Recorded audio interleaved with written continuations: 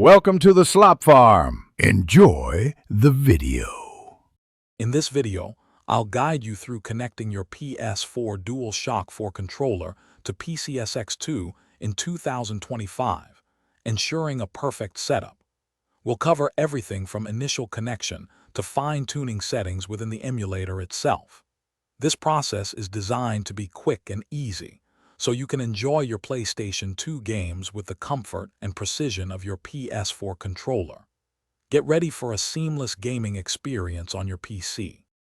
First, ensure your PS4 controller is connected to your PC. You have two main options here: a simple USB cable or a wireless Bluetooth connection. If using USB, just plug it in directly. Windows should recognize it automatically. For Bluetooth, press and hold the PS button and share button on your controller until the light bar flashes rapidly. Then pair it from your PC's Bluetooth settings.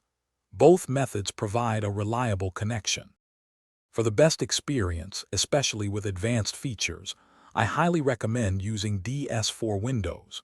You can easily find the latest version on its official GitHub page. Once downloaded, extract the files and run the application. It will prompt you to install essential drivers, particularly the VIG-M bus driver, which is crucial for full compatibility and optimal performance with PCSX2. This step significantly enhances your controller's functionality. Now let's configure PCSX2 itself. Open the emulator and head to Config, then Controllers Pad, and finally plug in Settings. From there, select Pad 1 to begin mapping. You'll carefully assign each button, joystick, and trigger from your PS4 controller to its corresponding input within PCSX2.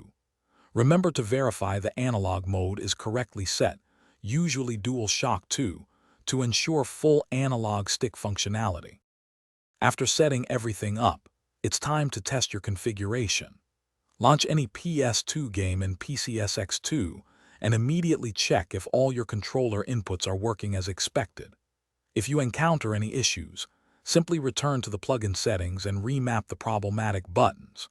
For persistent problems, restarting both DS4 Windows and PCSX2, or even updating your Windows controller drivers, often resolves them quickly. Enjoy your games.